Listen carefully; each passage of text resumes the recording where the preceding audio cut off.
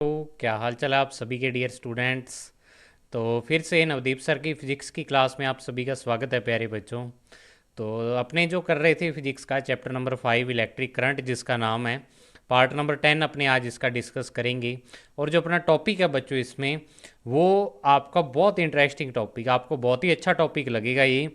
हालांकि ये आपके अब 60% सिलेबस में नहीं है, लेकिन ये वाला टॉपिक बच्चों आपके प्रैक्टिकल में काम आएगा। आपका एक प्रैक्टिकल है इस पर based, carbon resistance and colour code for carbon resistance.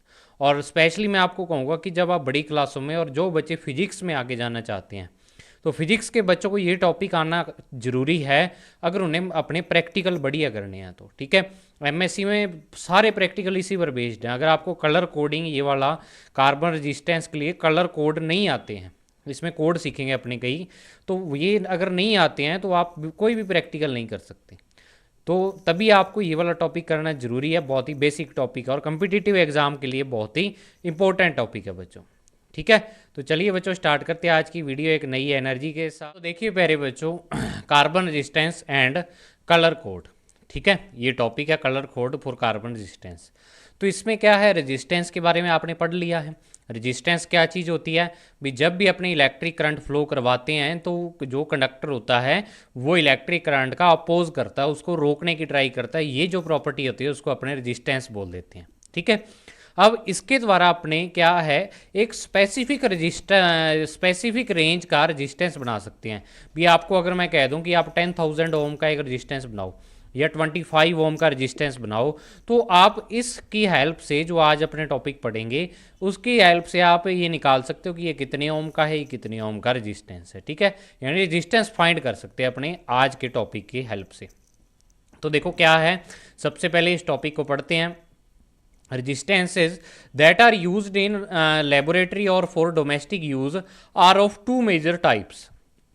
यानी कि रेजिस्टेंस जो या तो लेबोरेटरी में यूज होते हैं, लैब में यूज होते हैं आपके प्रैक्टिकल के लिए, या फिर जो इलेक्ट्रिक सर्किट है, या डोमेस्टिक यूज। डोमेस्टिक मतलब डोमेस्टिक अपने घरों में क्या होते हैं, जो इलेक्ट्रिसिटी वाले उपकरण होते हैं। ठीक है, इलेक्ट्रिसिटी वाले जितने भी पंखा हो गया या कोई भी आपका ट्यूबलाइट होगी, जितने भी इलेक्ट्रिसिटी है जिसमें सर्किट काम में आता है वहाँ पे ये रेजिस्टेंस काम में आते हैं। ठीक है, तो ये दो टाइप के होते हैं जो रेजिस्टेंस काम में आती हैं मेनली। एक तो वायर वाउंड रेजिस्टेंस है और दूसरा कार्बन रेजिस्टेंस है। ठीक है, क्या है, वायर वाउंड और कार्बन रेजिस्टेंस। तो वायर वाउंड अपने इतना ज़्यादा नहीं है सिलेबस में, ज़्यादा इसकी डिटेल नहीं है। अपने को जो मेन पढ़ना है वो कार्बन रजिस्टर, लेकिन वायर वाउंड का थोड़ा सा इंट्रोडक्शन दी हुई है। वायर वाउंड क्या होता है, आपको अगर मैं सिंपल शब्दों में कहूँ तो वायर से बना हुआ, बस डायरेक्ट वायर से ये वाला रेजिस्टेंस बना हुआ होगा। तो दोनों टाइप के रेजिस्टेंस आप देखोगे लैब में। ठीक है, अब देखो इसमें क्या है दिया हुआ है। पहले वायर बाउंड रेजिस्टेंस रजिस्टर्स के बारे में पढ़ते हैं। मैंने आपको रजिस्टर्स और रेजिस्टेंस में फ़र्क बताया था। रजिस्टर होता है जिसकी कोई स्पेसिफिक वैल्यू होती है जिस रेजिस्टेंस की, उसको रजिस्टर बोल देते हैं। ठीक है, तो these resistors are made by winding wires of an alloy, manganese, constant and nichrome etcetera. यानी ये वाले जो रेजिस्टेंस होंगे किससे बनते हैं, वाइंडिंग वायर्स। वायर्स को क्या कर देते हैं, लपेट देते हैं अपने, या किसी वायर के थ्रू ये अपने क्या करते हैं, इनको बनाते हैं। और ये वायर्स किसकी बनी होती हैं, एलॉय की। एलॉय की मतलब दो तीन मेटल्स को मिक्स करके जो चीज़ बनती है उसको एलॉय बोल देते हैं अपने। ठीक है ना, एलॉय यानी मिक्सचर जो होता है मेटल्स का। तो या तो उसमें मैग्नीज आ जाता है या कांस्टेंट, या कांस्टेंट है ये, और लास्ट में नाइक्रोम। तो ये जो मैग्नीज है, चाहे नाइक्रोम है, चाहे कांस्टेंटन है आपके पास, ये बने किससे होते हैं, कौन कौन सी मेटल्स काम में आती है, तो वो आप गूगल सर्च कर सकते हो। ठीक है, इतना मैं डिटेल में नहीं बताऊंगा कि कैसे बनते हैं। वैसे आप ये याद रखो कि जो एलॉय होते हैं वो एलॉय क्या होते हैं, अगर आपने केमिस्ट्री में भी पढ़ा होगा ये चीज़ कि एलॉय क्या है, दो तीन मेटल्स को मिक्स करके बनते हैं। ठीक है ना, मिक्सिंग होती है दो तीन मेटल्स की।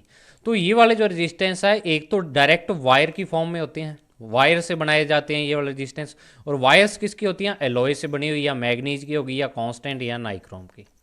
समझ आई इतनी बात।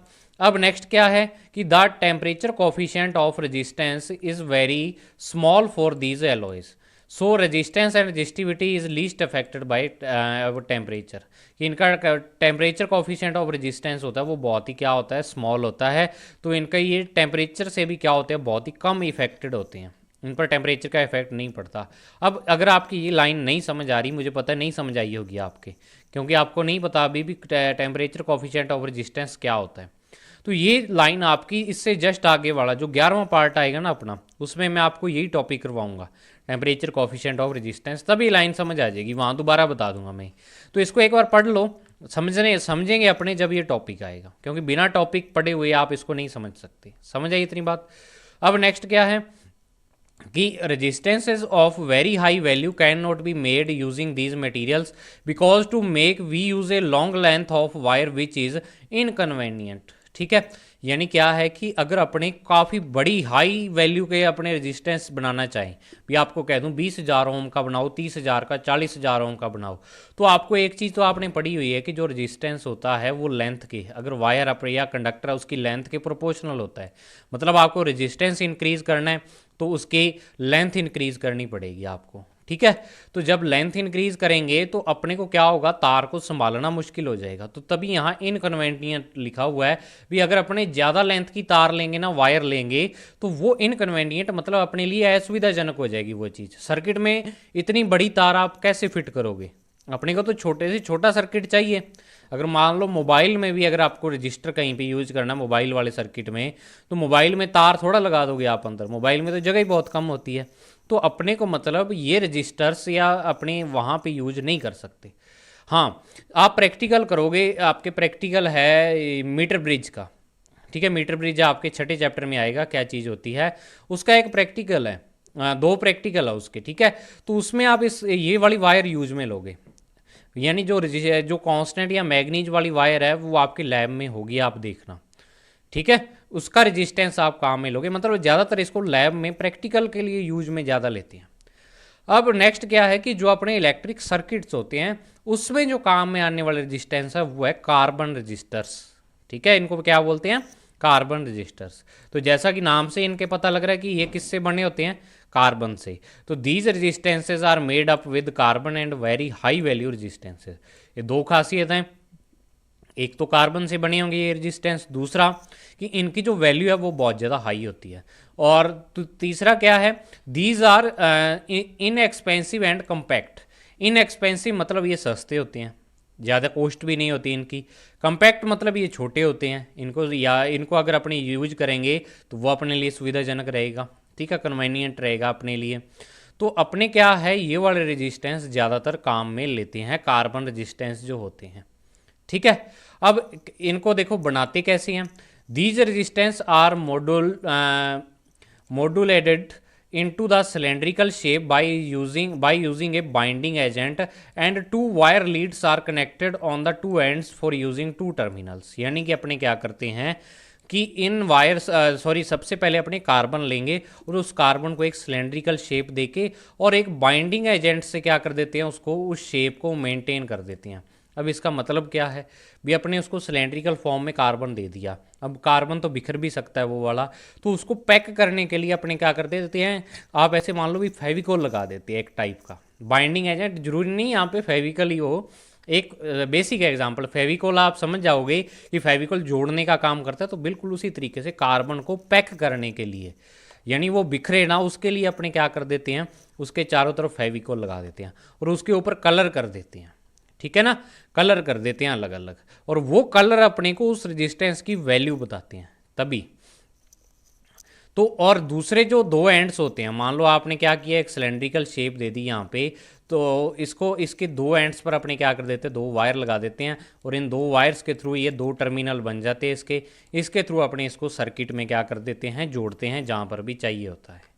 ठीक है, अब नेक्स्ट मैं भी आपको दिखाऊंगा ये वास्तव में होते कैसे हैं कार्बन रेजिस्टेंस। जब आप इसकी फ़ोटो देखोगे ना, आपके तुरंत याद आ जाएगा, जिस बच्चे ने पंगे लिए होंगे ना, इलेक्ट्रिक जो उपकरण होते हैं, इलेक्ट्रिसिटी वाली इक्विपमेंट होते हैं, इलेक्ट्रिक सर्किट जो पुराने टीवी में से निकलता है, या आप ट्यूबलाइट में से निकाल लो, छोटी सी प्लेट होती है, तो आपको हर जगह ये रजिस्टर आपको देखने को मिलेंगे।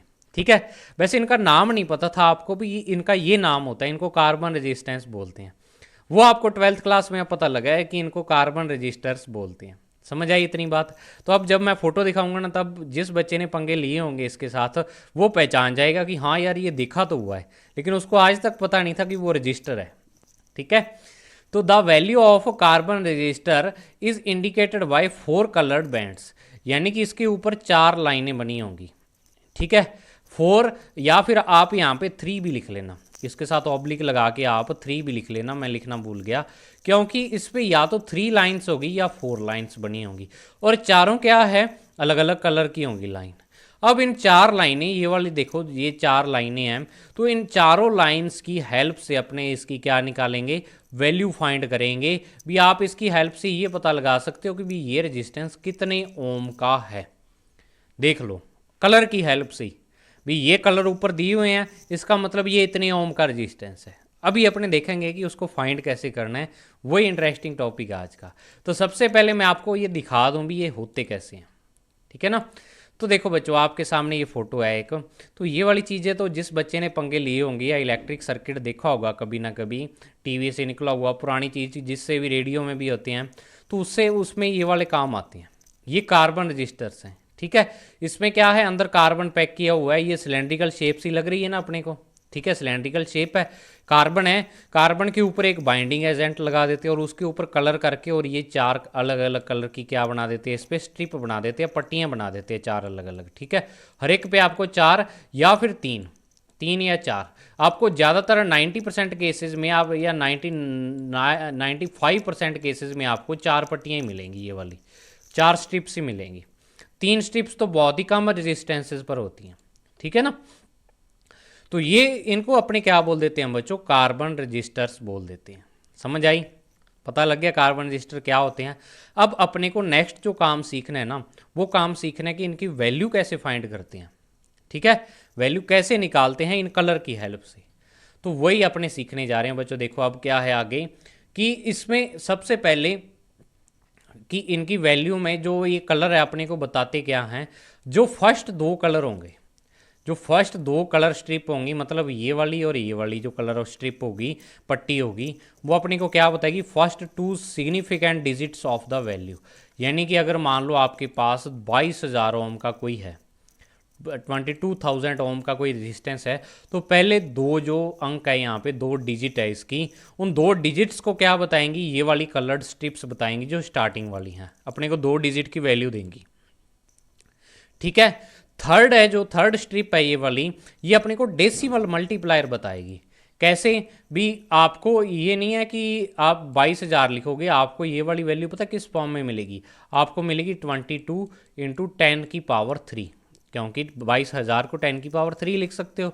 तो ये 10 की पावर जो 3 है, 10 की जो भी पावर होगी इसके मल्टीप्लिकेशन में, उसको ये थर्ड स्ट्रिप बताएगी, ये थर्ड वाली। ठीक है, और फोर्थ स्ट्रिप जो होगी वो टॉलरेंस को बताएगी, टॉलरेंस परसेंटेज। अब टॉलरेंस क्या होती है वो मैं आपको बता दूंगा। ठीक है, तो टॉलरेंस का मतलब ये होता है कि अब चलो बता ही देता हूँ टॉलरेंस, बाद में क्या, कि टॉलरेंस का मतलब ये होता है बच्चों कि अगर मान लो आपका जो रेजिस्टेंस है 1000 ओम का है, आपने 1000 ओम का बनाया, लेकिन जो जो भी इसको कंपनी या कोई भी इसको बनाता है रेजिस्टेंस को, उसको ये श्योर नहीं होता ये पूरा एग्जैक्ट 1000 ओम की वैल्यू देगा या नहीं देगा, क्योंकि ये रेजिस्टेंस उससे ज़्यादा भी दे सकता है वैल्यू, उससे कम भी दे सकता है। क्योंकि इलेक्ट्रिक सर्किट में जब आप यूज करोगे तो टेम्परेचर वगैरह और बहुत सारे फैक्टर ऐसे होते हैं जिनसे रेजिस्टेंस थोड़ा बहुत चेंज हो सकता है। ठीक है, तो टॉलरेंस का मतलब होता है भी इसका रेजिस्टेंस है वो कितना चेंज हो सकता है। अब मान लो आपको कह दिया भी टॉलरेंस इसकी 5% है, टॉलरेंस इसकी कितनी है, 5% है इसकी टॉलरेंस, तो इसका मतलब जो अपने 1000 का अगर 5% निकाले तो वो आ जाएगा 50, कितना आ जाएगा 50। तो इसका मतलब ये है कि अगर आपका रेजिस्टेंस क्या है 1000 ओम का है, तो इसकी जो एग्जैक्ट वैल्यू है वो तो 1000 ही है, लेकिन इससे 50 ओम ज़्यादा भी है रेजिस्टेंस वैल्यू दे सकता है और 50 ओम कम भी दे सकता है, मतलब ऊपर नीचे हो सकती है वैल्यू, और मैक्सिमम कितनी हो सकती है 50 ओम तक की हो सकती है, बस इससे ज़्यादा का फर्क नहीं पड़ेगा जितनी ऊपर नीचे हो सकती है, ठीक है। तो इसका टॉलरेंस का मतलब होता है टॉलरेंस परसेंटेज, भी कितने % ये ज़्यादा वैल्यू का रेजिस्टेंस बन सकता है या कितने कम का। मतलब ये रेजिस्टेंस ऐसे नहीं भी 1000 की तरह वर्क करे, ये 1020, 1030, 1040, 1050 तक इसकी वैल्यू हो सकती है चेंज।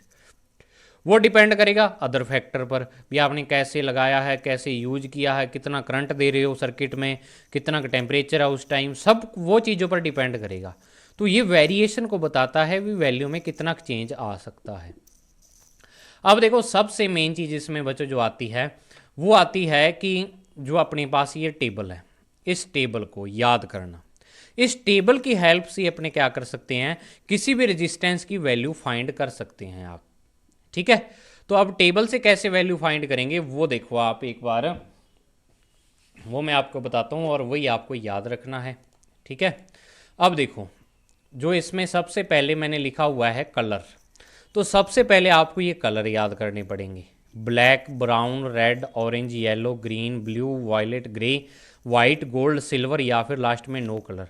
ये सारे कलर आपको इसी क्रम में, ठीक है ना, अल्टरनेट बिल्कुल जिस तरीके से यहाँ पे लिखे हुए हैं वैसे ही आपको याद करने पड़ेंगे, क्योंकि इन कलर की हेल्प से आप रेजिस्टेंस फाइंड कर सकते हो।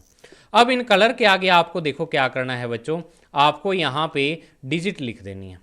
कलर याद करने, कलर के सामने डिजिट लिख देनी है 0 1 2 3 4 5 6 7 8 9, और इन डिजिट के सामने आपको मल्टीपल लिख देने हैं। अब मल्टीपल लिखने आसान है क्योंकि जो डिजिट आप यहाँ लिखोगे उसको 10 की पावर बना देना है। 10 की पावर 0, 10 की पावर 0 की जो वैल्यू होती है वो 1 होती है, फिर 10 की पावर 1, 10 की पावर 2, 10 की पावर 3, 10 की पावर 4, इसी तरीके से टोटल कितनी 10 की पावर 9 तक तो यहाँ पर आ जाएंगी, ठीक है। और यहाँ पे 10 की पावर -1 और -2 लिखना है गोल्ड और सिल्वर के सामने। और आपको 2 डिजिट वाला नंबर नहीं लेना, बस 1 डिजिट तक इसको रखना है। ये वाइट तक आ जाएंगी डिजिट, और ये आपको 10 की पावर -1 और 10 की पावर -2। और फिर लास्ट वाले 3 कलर के लिए आपको टॉलरेंस 3 कलर के लिए लिखनी होगी, ठीक है, 5%, 10% और 20%। अब आपको सारणी, ये वाली टेबल आपको बनानी आनी चाहिए, मेन चीज़ ये है इसमें, ठीक है, कि अगर आपको टेबल आती है ना फिर आप रेजिस्टेंस फाइंड कर सकते हो भी ये वाला रेजिस्टेंस कितने ओम होगा। तो इस टेबल में आप डिजिट याद कर लोगे, मल्टीपल आपकी याद रह जाएगा, टॉलरेंस याद रह जाएगी, कोई दिक्कत नहीं है। बात आती है कलर की, कलर को कैसे याद करें, ठीक है। तो कलर के लिए देखो बच्चों मैंने यहाँ पे एक ट्रिक बना रखी है। ट्रिक, ये वाली ट्रिक आपको ज़रूरी नहीं भी मेरे वाली याद करनी है, और भी बहुत सारे टीचर्स अपनी अपनी ट्रिक्स बताते हैं। आपके स्कूल में क्या पता अलग ट्रिक बताई हो, तो आपको जो ट्रिक बढ़िया लगे वो याद कर लेना। बस मेरा तो यही मतलब है भी आपको याद होना चाहिए। अगर आपको ये मेरे वाली ट्रिक अच्छी लगे तो इस ट्रिक से आप सारे कलर्स को याद कर सकते हो। अगर आपको कोई और ट्रिक मिलती है तो और ट्रिक से याद कर लो, बस आपको याद होना चाहिए, मेन चीज़ ये है। तो देखो कैसे याद करोगे कलर्स को, आपको याद रखना है बीबी रॉय। बीबी रॉय एक राजा का नाम है, ठीक है ना, कोई राजा है BB Roy of great Britain, Great Britain का वो राजा है, ठीक है। और हैज़ वेरी गुड वाइफ, उसके एक बहुत ही गुड क्या है वाइफ है, बहुत ही अच्छी वाइफ है उसकी। और वो वियरिंग गोल्ड सिल्वर नेकलेस, वो गोल्ड और सिल्वर का क्या पहनती है, मिक्स दोनों का क्या पहनती है, एक नेकलेस। नेकलेस क्या होता है, जो गले में हार पहनते हैं अपने, वो वाला, ठीक है। तो दोबारा से देख लो क्या है, BB Roy of great Britain has very good wife wearing gold silver necklace. BB Roy एक राजा है, कहाँ का है, ग्रेट ब्रिटेन का है, उसकी वेरी गुड वाइफ है और वो क्या पहनती है, गोल्ड सिल्वर नेकलेस। अब बी से ब्लैक, बी से ब्राउन, आर से बीबी रॉय का, आर से रेड, ओ से ऑरेंज और वाई से येलो, ठीक है। फिर ऑफ आपको क्या रखना है यहाँ पे, ऑफ का कोई कलर नहीं बनेगा, ऑफ आपको साइलेंट रखना है यहाँ पे, ठीक है ना। ऑफ को तभी मैंने क्या किया हुआ, हाईलाइट किया हुआ है ये आपके सामने येलो कलर से, क्योंकि ऑफ को नहीं लेना, ऑफ का कोई कलर नहीं बनता भी आपको कि ओ से ऑरेंज, ऑरेंज तो बन ही गया, ओ से कोई और कलर बन जाए तो वो कोई नहीं बनेगा, ऑफ साइलेंट रहेगा, ठीक है। ग्रेट से क्या बन जाएगा, ग्रीन बन जाएगा। ब्रिटेन से ब्लू बन जाएगा। हैज़ फिर से क्या रहेगा, साइलेंट रहेगा। वेरी से वी से वॉयलेट बन जाएगा। गुड से ग्रे बन जाएगा, क्योंकि जी का जी गुड। आपको देखो पहले पहले अक्षर याद रखने हैं इनके, ये वाले G B V G W, ये वाले। ग्रेट से जी मतलब ग्रीन आ जाएगा, ठीक है ना। वी से वेरी से क्या आ जाएगा, वॉयलेट, यानी वी से वॉयलेट आ जाएगा। गुड से ग्रे, वाइप से क्या आ जाएगा, वाइट। ठीक है, गोल्ड सिल्वर तो है ही, गोल्ड और सिल्वर। नेकलेस से नो कलर आपको याद रखना पड़ेगा, एन आ रहा है। और वीयरिंग जो शब्द है यहाँ पे, वीयरिंग वर्ड है, इसको आपको साइलेंट रखना पड़ेगा फिर से। ठीक है, अब आपके मन में चल रहा होगा कि सर इन कलर्स का यूज कैसे करते हैं, वो भी आपको बच्चों अभी बताता हूँ मैं यूज करना। ठीक है, एक बार इस टेबल को आप याद करना सीख लो। इसको देखो, बिना देखे अपने बोलते हैं, आप मेरे साथ साथ बोलना। BB Roy of great Britain has very good wife wearing gold silver necklace. इसमें ऑफ, हैज़ और वियरिंग तीनों क्या रहेंगे, साइलेंट रहेंगे। बी से ब्लैक, देखो इसमें 3 बी आ रहे हैं, क्या आ रहे हैं, 3 बी आ रहे हैं। तो 3 बी से वो आपको क्या है, इनका जो क्रम है वो आपको याद रखना पड़ेगा, उसमें मैं कोई हेल्प नहीं कर सकता। पहले बी से ब्लैक की आएगा, दूसरे से brown. B B Roy, R का मतलब रेड, ओ का मतलब ऑरेंज, ठीक है, आर ओ वाई, वाई का मतलब येलो। मेरे साथ साथ आप याद करते चलो। B B Roy of silent, of great Britain, great से ग्रीन, ब्रिटेन से ब्लू। ठीक है, ग्रेट ब्रिटेन, हैज़ फिर से silent, very good wife, very V से वॉयलेट। ठीक है, गुड से क्या आ जाएगा आपके पास, ग्रीन आ जाएगा, सॉरी ग्रे आ जाएगा। और वाइफ से क्या आ जाएगा, वाइट आ जाएगा। देखो जी भी 2 आ रहे हैं, ऊपर ग्रीन आ रहा है, फिर ग्रे आ रहा है। ठीक है, वाइफ से वाइट आ जाएगा। और फिर वीयरिंग को फिर से आपने क्या रखना है, साइलेंट। वीयरिंग गोल्ड से गोल्ड कलर, सिल्वर से सिल्वर, नेकलेस से नो कलर आ जाएगा। याद होगी टेबल, बिना देखे याद कर ली अपने। ठीक है ना बच्चों, तो ये क्या थी, टेबल थी। और एक चीज़ यहाँ पे और है बच्चों आपके पास, क्या चीज़ है वो, कि मैंने यहाँ पे लिखा हुआ है ये वाला ऊपर कि some time the fourth ring is absent, यानी कि जो आपका रेजिस्टेंस है ना, उस पर फोर्थ कलर नहीं होता है, ओनली 3 कलर ही होते हैं। ठीक है, तो आपको याद रखना फोर्थ कलर एबसेंट होगा, then it indicates the tolerance is 20%। आपको यहाँ पे नीचे लिखा भी हुआ है कि जब नो कलर है, मतलब कोई कलर नहीं है, मतलब आपके पास 3 स्ट्रिप हैं, तो आपको पता है या तो गोल्ड हो सकता है या सिल्वर हो सकता है। अगर गोल्ड सिल्वर में से कोई स्ट्रिप नहीं है, और दूसरी चीज़ ये याद रख लो कि जो फोर्थ स्ट्रिप होगी ना, बिल्कुल लास्ट वाली, ये वाली, ये हमेशा गोल्ड या सिल्वर कलर की होगी, या फिर यहाँ पे होगी नहीं, स्ट्रिप खाली होगा ये वाली जगह। ठीक है, तो आपको तब इससे अंदाजा हो जाएगा कि ये वाला क्या है, इसकी टॉलरेंस 20% माननी है। आप में से अगर स्टूडेंट सोचें कहीं कि सर लास्ट वाली स्ट्रिप किसी और कलर की, कभी नहीं हो सकती, क्योंकि इनका कोड ही ऐसे तरीके से बनाया हुआ है। ये वाला जो कलर कोड है, कलर कोड के हिसाब से वो स्ट्रिप्स बनाते हैं। तो लास्ट वाली जो स्ट्रिप होगी वो गोल्ड या सिल्वर कलर की होगी। अब दूसरी चीज़ ये है कि गोल्ड और सिल्वर कलर से स्टार्टिंग वाली 2 स्ट्रिप्स नहीं हो सकती, क्योंकि इसके लिए डिजिट ही नहीं है। और मैंने आपको बताया अभी ऊपर कि फर्स्ट 2 कलर्ड स्ट्रिप होंगी जो, वो first 2 significant digits of value देंगी, मतलब कि जो वैल्यू होगी ना रेजिस्टेंस की, उसकी 2 डिजिट को देंगी फर्स्ट वाली। तो जब गोल्ड और सिल्वर आ जाएगा, तो मतलब फर्स्ट जो 2 स्ट्रिप हैं वो गोल्ड सिल्वर नहीं हो सकती हैं, कभी नहीं होंगी। और लास्ट वाली तो होंगी गोल्ड या सिल्वर, या वहाँ पे स्ट्रिप ही नहीं होंगी, 3 स्ट्रिप आपको देखने को मिलेगी। ठीक है, अब देखो रेजिस्टेंस कैसे फाइंड करते हैं, मेन चीज़ ये आती है इसमें। ठीक है, जिसमें आपको लग रहा होगा कि सर ये चीज़ क्या कर रहे हैं, तो आप देखो कि आपको ऐसे दे देंगे, ये वाला रजिस्टर्स है, ठीक है, रेजिस्टेंसेज हैं ये। तो अब इस पर क्या है, आपको 4 कलर दे देंगे ऐसे, ये चारों कलर लिखे होंगे यहाँ पे नीचे। और ये आपका बोर्ड में काफ़ी बार आ चुका है क्वेश्चन, इस बार तो नहीं आ सकता क्योंकि इस बार तो सिलेबस में नहीं है, लेकिन फिर भी काफ़ी बार पहले आ चुका है ये क्वेश्चन। जब अपने प्रीवियस ईयर बोर्ड क्वेश्चन करेंगे तो उसमें करेंगे इसको। तो देखो, पहली स्ट्रिप है रेड, दूसरी रेड, तीसरी ग्रीन और फोर्थ है सिल्वर। आपको पेपर में तो ऐसे कलर देखने को मिलेंगे नहीं, क्योंकि यहाँ तो चलो मैंने कलर बना दिए, पेपर तो ब्लैक एंड वाइट होता है आपका, पेपर में ऐसे कलर नहीं। वहाँ पे आपको ये नीचे जो नेम लिखे हुए हैं इससे ही पहचानना पड़ेगा कि ये कौन सी है। अब देखो आप रेड, पहली 2 रेड आ रही हैं, तो रेड के लिए आपको ये वाला डिजिट वाला कॉलम देखना है। पहली 2 स्ट्रिप के लिए आपको कौन सा कॉलम देखना है, डिजिट वाला। तो रेड रेड लगातार आ रहा है, तो रेड के लिए 2 और रेड के लिए 2।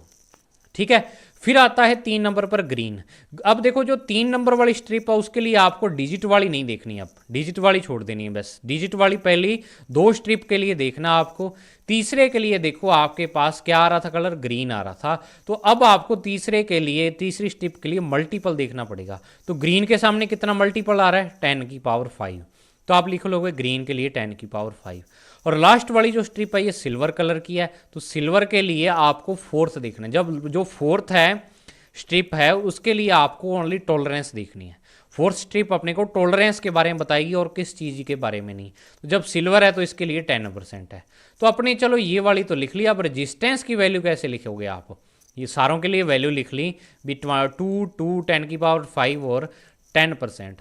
तो रेजिस्टेंस लिखोगे आप पहले 2 से आप क्या करो, एक 2 डिजिट का नंबर बना लो जो 22 आएगा।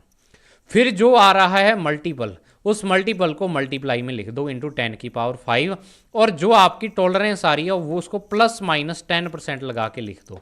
अब टॉलरेंस 10% का मतलब ये है कि जो आपका रेजिस्टेंस है इसकी जितनी वैल्यू आ रही है इससे 10% ज़्यादा भी हो सकती है, 10% तक ज़्यादा भी हो सकती है और इससे कम भी हो सकती है, कुछ भी हो सकता है। ठीक है, तो आपका अगर मैं रेजिस्टेंस की बात करूं यहाँ पे, तो आपका जो रेजिस्टेंस आ रहा है 22 और लास्ट में 5 जीरो, 1 2 3 4 5, तो क्या बन जाएगा, इकाई दहाई सैकड़ा हज़ार 10,000 लाख 10 लाख, तो 22 लाख ओम, 22 लाख ओम इतनी वैल्यू आ रही है। अब इससे 10% ज़्यादा भी वैल्यू दे सकता है और 10% कम भी।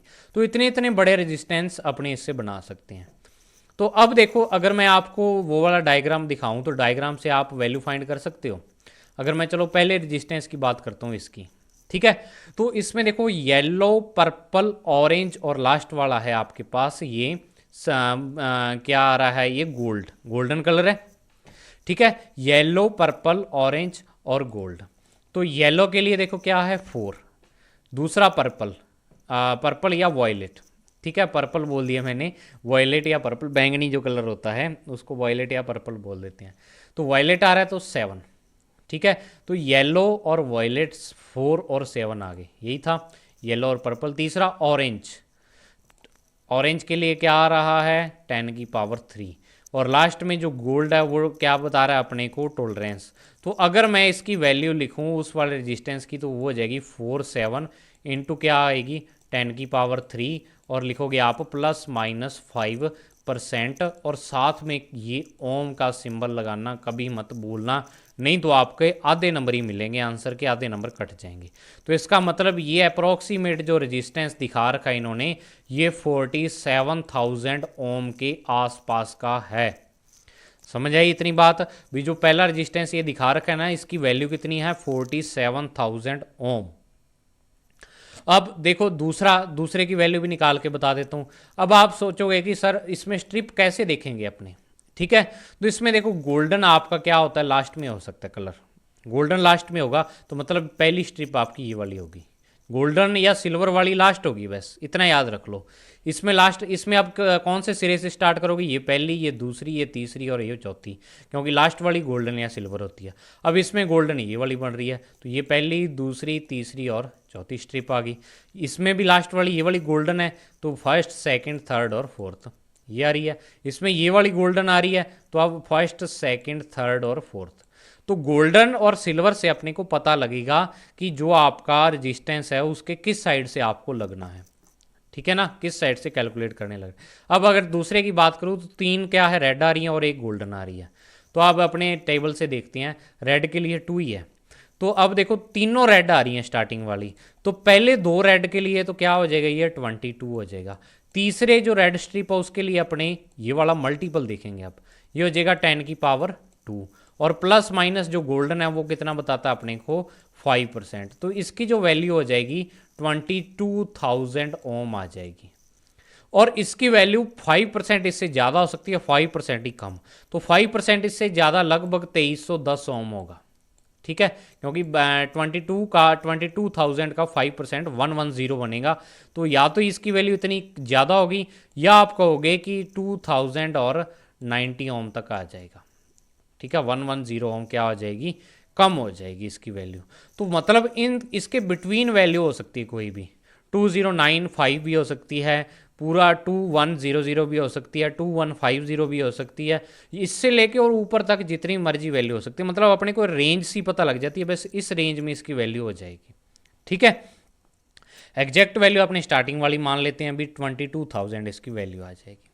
तो इसी प्रकार अगर एक एग्जाम्पल मैं यहाँ आपको और कराऊँ, एक एग्जाम्पल से और समझ लो, अगर अभी भी किसी बच्चे को समझ नहीं आया है तो क्योंकि चलो समझाया तो मैंने अपनी तरफ से पूरा है, आपको समझ आ गया होगा, लेकिन फिर भी किसी बच्चे को दिक्कत आ रही है तो देखो ये नीचे वाला एग्जांपल, ब्लू, ब्राउन, ऑरेंज और गोल्ड।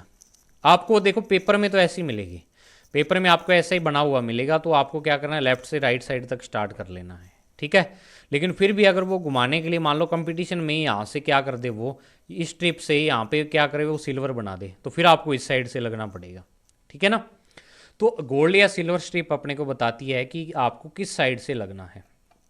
अब देखो ब्लू के लिए क्या आ जाएगा, 6 है, ऊपर टेबल में देखना, और ब्राउन के लिए कितना है, 1 है, और ऑरेंज के लिए तीसरी जो ऑरेंज स्ट्रिप है ये अपने को पावर के बारे में बताती है, 10⁻³ है, और गोल्ड अपने को बताता है टॉलरेंस, वो 5%। तो इसकी जो वैल्यू हो जाएगी 61 × 10⁻³ ±5% ओम, इतने ओम इसकी वैल्यू हो जाएगी, यानी 61,000 ओम अप्रॉक्सीमेट इसकी क्या होगी, वैल्यू हो जाएगी इस रजिस्टेंस की। तो मुझे उम्मीद है बच्चों आपको ये वाला टॉपिक अच्छा समझ में आया होगा। अब इसके कोई एग्जांपल करके देख लेना अगर आपके पास कोई बढ़िया सी बुक है तो, नहीं तो मैंने टेलीग्राम चैनल पर डाल रखी हैं बुक्स, ठीक है ना, जो इसमें होती हैं वो SP वाली बुक्स हैं, वो जो RBSC फिजिक्स नोट्स वाला ग्रुप है ना, उसमें मैंने डाल रखी है SP वाली बुक्स, वहाँ उस SP वाली बुक्स में से देख लेना, आपको बहुत सारे एग्जाम्पल मिल जाएंगे इसके, ठीक है, जितने करना चाहो कर लो। तो अब आप क्या करना कि ये वाले रेजिस्टेंसेस की वैल्यू आप लिख के देखना भी इनकी कितनी आती है। भी पहले ब्राउन आ गया, ब्राउन आता है 2 नंबर पर, तो 2 नंबर मतलब 0 से स्टार्ट होता है, तो वो 10 की पावर क्या बनेगा, 1 मानेंगे इसको। फिर ब्लैक 0 1 0, ठीक है। फिर तीसरा ब्राउन फिर आ गया, इंटू 1 0 इंटू 10 की पावर क्या आ जाएगी, 1 आ जाएगी, क्योंकि ब्राउन के लिए 10 की पावर 1, और लास्ट में गोल्डन आ गया, तो ±5%। तो 10 × 10 ±5% क्या आ जाएगी इसकी वैल्यू, यानी 100 ±5%, ये वैल्यू आ जाएगी। अब एक चीज़ आपको और बताना चाहूँगा मैं बच्चों यहाँ पे, कि जो ये आपको कई बार पेपर में ऐसे पूछ लेते हैं कि आपको एक रेजिस्टेंस दिया हुआ है 45 × 10⁻³ और उसकी जो टॉलरेंस है प्लस माइनस आपको दी हुई है यहाँ पे 10%। तो आप क्या करो, चारों कलर बताओ इस रेजिस्टेंस के। आपको ऐसे नहीं भी कलर बता रखे होंगे, आपको कलर निकालने को कह देगा वो भी। इस आपको रेजिस्टेंस की वैल्यू दी है भी, इतने ओम है इसकी वैल्यू, इतने ओम इसकी क्या है वैल्यू है। इस रेजिस्टेंस के चारों कलर बताओ कौन कौन से होंगे, तो कलर भी आप निकाल सकते हो। अब उसके लिए टेबल याद होनी चाहिए आपको, तो टेबल आप क्या करना, बना लेना। तो 4 किसके लिए आ रहा है, येलो के लिए, मतलब पहला जो कलर है वो क्या आ रहा है, पहले कलर वाली स्ट्रिप क्या आ रही है, येलो आ रही है। दूसरा कलर 5, तो 5 क्या है, ग्रीन, तो दूसरा कलर आ रहा है ग्रीन, ठीक है, ग्रीन आ जाएगा। तीसरा 10⁻³, तो 10⁻³ किसके लिए आता है, ऑरेंज के लिए, तीसरा कलर है आपका ऑरेंज। और चौथा 10% है, तो मतलब सिल्वर। तो येलो, ग्रीन, ऑरेंज, सिल्वर, आपने चारों कलर फाइंड कर लिए इसके। तो पेपर में जो या कंपटीशन एग्जाम में ऐसे क्वेश्चन कैसे पूछ लेंगे, आपको 4 ऑप्शन में पता है, येलो, ग्रीन, रेड, सिल्वर दे देगा, या येलो, ब्लू, ऑरेंज, सिल्वर दे देगा, ऐसे करके, और एक ऑप्शन आपका ये सही वाला दे देगा, ठीक है। तो अगर आपको ये टेबल याद है तो फिर आप क्या कर सकते हो, इसको आराम से याद कर सकते हो। तो आप जाते जाते वीडियो में फिर से एक बार मेरे साथ टेबल को दोहरा लो, क्योंकि टेबल याद करना बहुत ज़रूरी है, ठीक है। बीबी रॉय एक राजा था, बीबी Roy of great Britain has very good wife wearing gold silver necklace, ठीक है। तो बीबी रॉय से पहले बी से क्या आएगा, ब्लैक, दूसरे से ब्राउन, तीसरे से क्या आएगा, आर, रेड, चौथे से ओ, ऑरेंज, और 5वें से वाई क्या आ जाएगा, येलो। बीबी रॉय ऑफ को आपको क्या रखना है, साइलेंट। ग्रेट ब्रिटेन, ग्रेट से क्या आ जाएगा, ग्रीन, ब्रिटेन से क्या आ जाएगा, ब्लू, ठीक है। अब 3 अगर जो बी आ रहे हैं अगर आपकी याद नहीं रहे, ब्लैक, ब्राउन और ब्लू, तो सबसे पहले देखो, सबसे पहले डार्क कलर आ रहा है, बिल्कुल जो बिल्कुल डार्क होता है ब्लैक, फिर उससे थोड़ा सा लाइट, ठीक है, थोड़ा सा लाइट होता है, वह होता है डार्क ही है ब्राउन भी, लेकिन थोड़ा सा लाइट होता है ब्लैक की कंपैरिजन में, और जो ब्लू होता है वो उससे थोड़ा सा लाइट होता है। तो मतलब पहले डार्क, लाइट, लाइट, ऐसे, ठीक है, ऐसे याद कर सकते हो। Of great Britain, Great Britain हो गया ब्लू तक। हैज़ आपको silent. Very good wife, very से वॉयलेट, गुड से ग्रे, और वाइफ से वाइट, ठीक है। और वीरिंग फिर से silent. Gold silver, gold silver से गोल्ड सिल्वर, और नेकलेस से नो कलर, ठीक है, जाते जाते याद हो गई ना। तो मुझे उम्मीद है आपको आज की वीडियो में ही सारी टेबल याद होगी। अब इसके एग्जाम्पल करके देखना आप। और मैं आपको ये चीज़ बता दूं कि ये जो ऊपर वाली थ्योरी है ना, ये आपसे कभी नहीं पूछते कि कैसे बनाते हैं इसको, क्या कुछ होता है। आपसे ओनली क्वेश्चन आएगा तो यहाँ से इसमें दो टाइप के क्वेश्चन ही बनते हैं, या तो आपको ऐसे रेजिस्टेंस दे के उसकी वैल्यू पूछेंगे, या वैल्यू दे के कलर पूछेंगे बस। ठीक है ना, कलर दे के वैल्यू या वैल्यू से कलर आपको निकालने, बस ये दो टाइप के क्वेश्चन ही बनते हैं इसमें, और कोई भी क्वेश्चन नहीं बनता है। आपसे कोई ऐसे नहीं पूछेगा कि इस कलर का कौन सा नंबर होता है या ऐसे होता है, टेबल से आपको वैसे कुछ नहीं पूछेगा, लेकिन टेबल से ही सारा कुछ निकलेगा। तो टेबल याद करनी जरूरी है। तो मुझे ज़रूर बताना बच्चों आपको आज की वीडियो कैसी लगी। ज़रूर कमेंट बॉक्स में मुझे लिखना कि आपको ये कलर कोडिंग कैसी लगी। उम्मीद है आपको पसंद आई होगी। मैं इसी तरह से अच्छा प्रयास करता रहूँगा आपके लिए अच्छे से अच्छा देने का। तो मिलते हैं बच्चों नेक्स्ट वीडियो में, तब तक के लिए आप अपनी तैयारी जारी रखें और फिजिक्स को अच्छे तरीके से करते रहें। Thank you, have a nice day प्यारे बच्चों।